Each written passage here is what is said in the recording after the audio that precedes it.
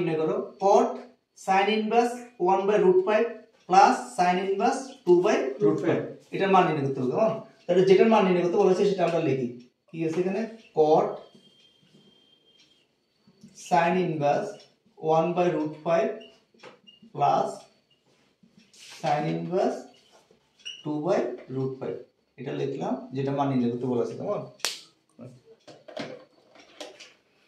এবার কি করতেছি আমরা এখানে যে sin inverse এর সূত্রটা লেখো কেমন sin inverse কে আমরা cos inverse এ পরিবর্তন করব যেমন দেখো এখানে যে sin inverse x এটা সূত্র আছে কি এরকম এটা যদি cos inverse এ নেই cos inverse √1 - x স্কয়ার এটা হলো সূত্র কেমন sin inverse থেকে cos inverse এ নেওয়ার সূত্র এই সূত্রটাই আমরা এখানে প্রয়োগ করব কেমন তো এই সূত্র প্রয়োগ করলে কি হয় এখানে cot যেভাবে আছে সেভাবে লিখলাম ইনটু এটা যেভাবে আছে সেভাবে লিখি sin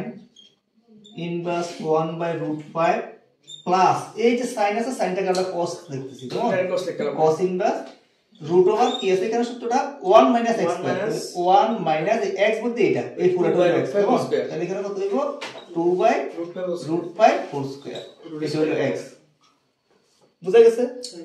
আচ্ছা এবার এখান থেকে এবার নরমালি ক্যালকুলেশন করো নরমালি ক্যালকুলেশন করলে কি আসে এখানে cot এখানে sin inverse 1/√5 plus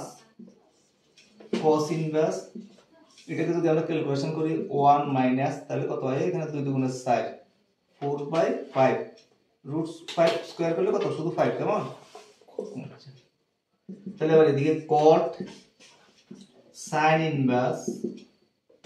1/√5 plus cos inverse এটাকে মাইনাস করুন কেমন তাহলে এখানে লসাগু করলে কত 5 - 4 তো 5 - 4 করলে কত হয় এখানে √5 - 4/5 কেমন তাহলে এটাকে লেখা যায় cot sin inverse 1/√5 plus cos inverse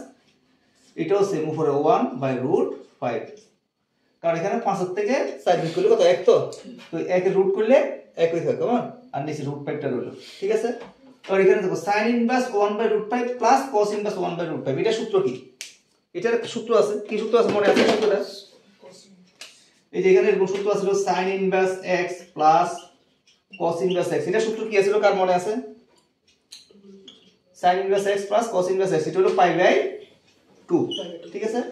sin inverse x plus cos inverse x এর সূত্র π/2 তাহলে এই পুরাটার মান হলো কত π/2 তাহলে আমরা এটা লিখতে পারি cot π/2 cot π/2 মান cot π/2 এর মান কত cot 90 ডিগ্রি cot 90 ডিগ্রি মান কত cot cot 90 ডিগ্রি মান হলো 0